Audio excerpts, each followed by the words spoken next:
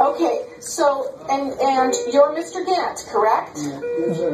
Yes. Okay, good. So Mr. Gant, what are you doing in the hospital?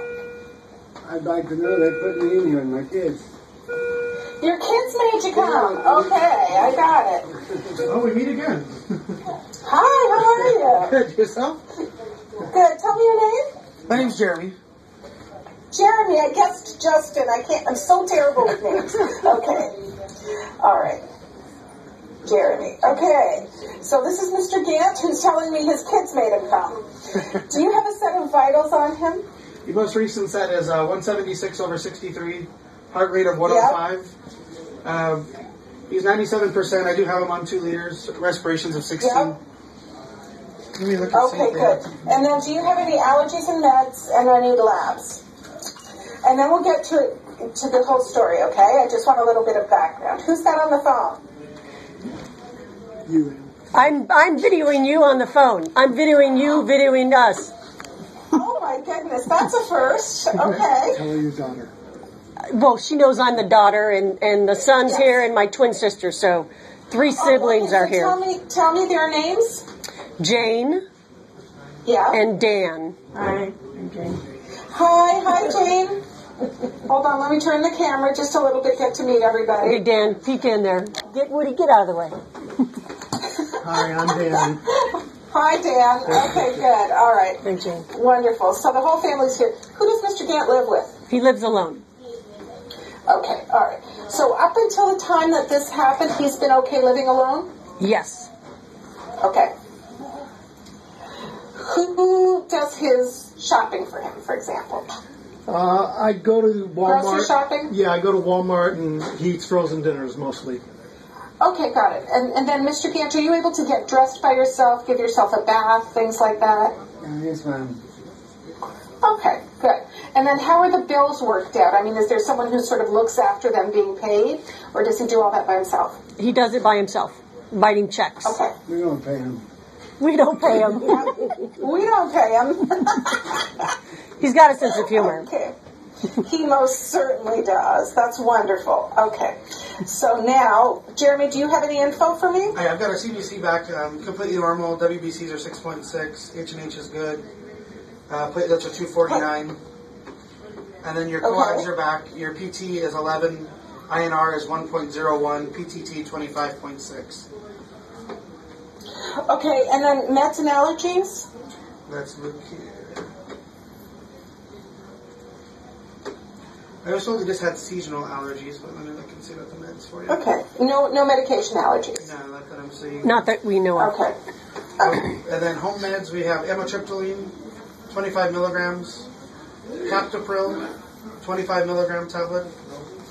He has phenofibrate, 135 milligram delayed, metformin, 850 milligram, and let's see here, and triazolam, 0.25 milligram tablet. I'm Dr. Moore. Hi there. All of you. Hi there. So the head CT is not showing any acute bleeding or anything alarming, which is good. Sometimes there will be mini strokes or events that do not show anything on the head CT though. If you'd like to say hello, come on. That's okay. Say hi to the dog. Hi, I'm so sorry. I didn't know you were. Oh. Did you see the camera? She was looking for you. I'm sorry. I didn't know you were in the middle of everything. I was just updating them on the CT. Hi. It's great. It's great. Hi, how are you? Okay, wonderful. It's a good thing, you know, she's videotaping the whole thing. I know. This is going on Facebook. Better not be. Thank you. I'll let you finish your job. Thank you very much. And I'll give you a call. Perfect. Thanks. Appreciate it. All right, good. So just for the video record, usually it's a lot more serious than this. You guys have a good time here. All right, so tell me why Mr. Gant is in the hospital right now. Go ahead, Dan. He called me today and asked me to come over, and he said he was having trouble working the microwave. Okay. Remote control. The remote on the TV, the computer, which he normally goes on all the time to look at Facebook. He has a lot of friends. He hasn't been on Facebook in 4 days, which is very abnormal. He says he can get one of his frozen meals in the microwave and turn it on, but he doesn't know what to do after that. Okay. That kind of stuff he's having trouble with. Okay. Facebook is kind of like his. He's a minister, retired, and he has a following where he will type up things, and so him not being on Facebook for 4 days is very abnormal thing. Oh, it is. Yeah. When is the last time that any of you physically saw him? I saw him about a week and a half ago. I took him out to dinner, and he was he was his normal self, but doesn't seem to be. In the last 2 days, he hasn't seemed to be his normal self. Oh, and Ann, tell him about... He called me on the 16th thinking it was the 23rd and was asking when I was going to pick him up on Christmas Eve. So on the 16th, he had lost a week. Got it. Okay. All right. So prior to these days, you've never noticed him having any trouble with confusion, memory problems, difficulty figuring stuff out? Never?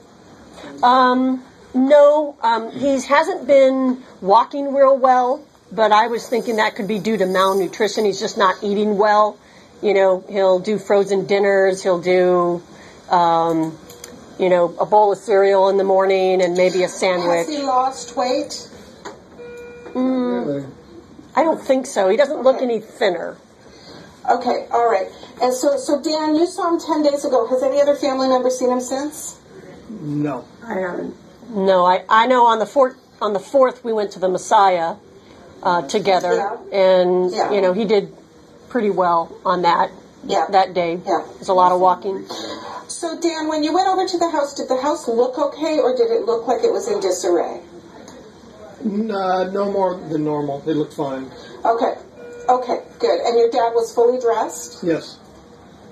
Okay, and he looked like he clean. He was clean. He shaved himself. Showered and everything else is shaved. Okay. Yeah, and we went out to dinner. Okay, wonderful. And then, so you took him out to dinner tonight? No, that day. So I'm talking about today when you went over to the house. No, he's unshaven and he was in like pajamas. And just seemed out of it. Okay. He was having trouble formulating his words and his thoughts. Okay. He's very articulate usually when he speaks. Got it. Okay. All right. So now I'm going to talk to him. Okay. And he hasn't been ill recently as far as you know? No. Okay. Okay. So, Mr. Gant, can you tell me your name? Bob. Okay, and can you tell me the names of those people who are in the room with you? Yes, I can. No, it's not me. Don't worry. We just met. Not the nurse. We know the nurse, but how about the rest of the people in the room? And who are they? Woody, Ben, and Jane. Is that right? Yes. Okay, so he's gotten them all right. Right. Okay, and tell me where you are, sir. I'm in the hospital. And tell me what the month is and the year. September, no, it's not September. The month is, you think I've proved yet? No, it's December 20th. And what's the year? 1970. 1999. Okay. Who's our president? Oh, Barack Obama. And who was the president before him? That was painful for you to say. I see that. And who was the president before Obama? Bush. And do you happen to know who was the president before Bush? Before Bush? Yeah.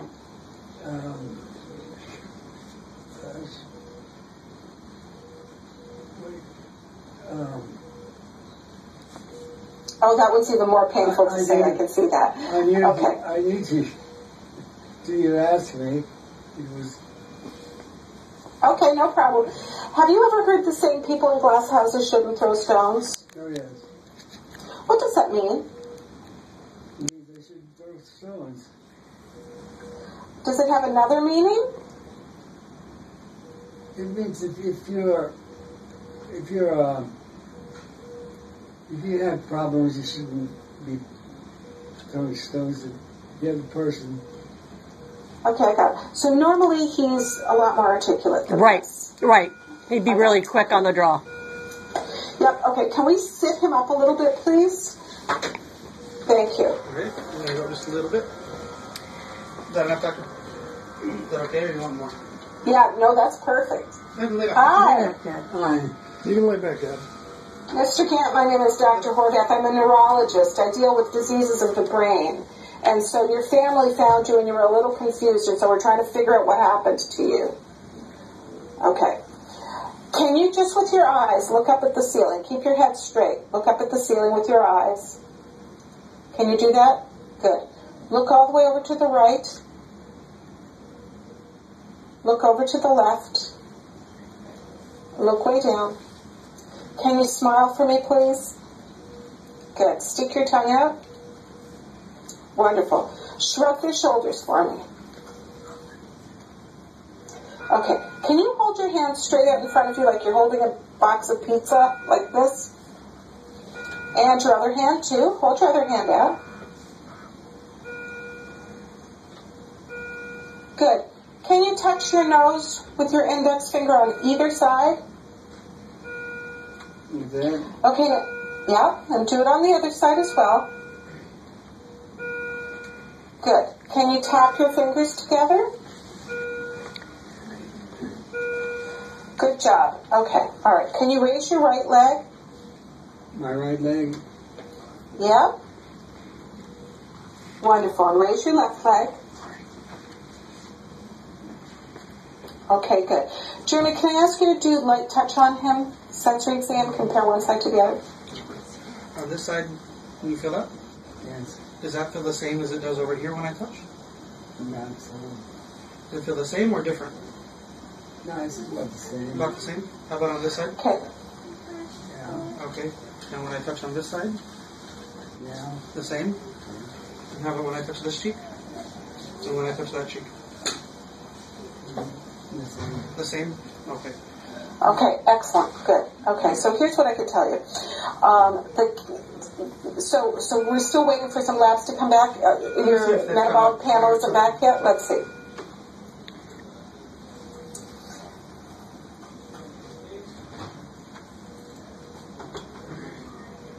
Not just the CVC and the coags, nothing back. Okay, all right. So we don't have back all his labs. So that's where I would start and look at things like, is he dehydrated? Does he have a urinary tract infection? Things like that. Because sometimes that can push you over the edge where you're just not, right? So that's number one that I would think about. Usually with a dementia kind of picture, it's a lot more gradual. It's not, one day to the next. Right. Sometimes you can get strokes that can do this if the strokes are in a strategic spot. Mm-hmm. He's had a couple of tiny little strokes on his brain that I can see, and I can see that he's probably had high blood pressure for a long time, so parts of his brain look a little bit smaller, and they look like they have little injuries, okay? Right. And sometimes with these tiny little strokes, it's very hard to tell what's old and what's new. Right. So I think that the next thing that we're going to do is an MRI. And when I compare an MRI to a CAT scan is sort of a quick and dirty test. It's kind of like a cartoon compared to a photograph when you look at an MRI. Right. So it gives you a lot more detail, a lot more resolution. It can sort of help us figure out what's going on.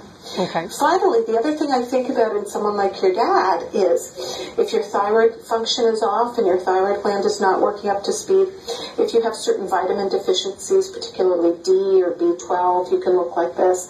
So you're gonna come into the hospital for a few days, Mr. Gant, and we're gonna do a few tests to try to figure out why this happened to you, okay?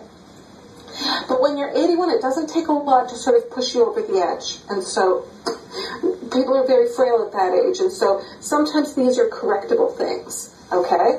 And I'm hoping that we'll get you better so you can get back on Facebook and minister.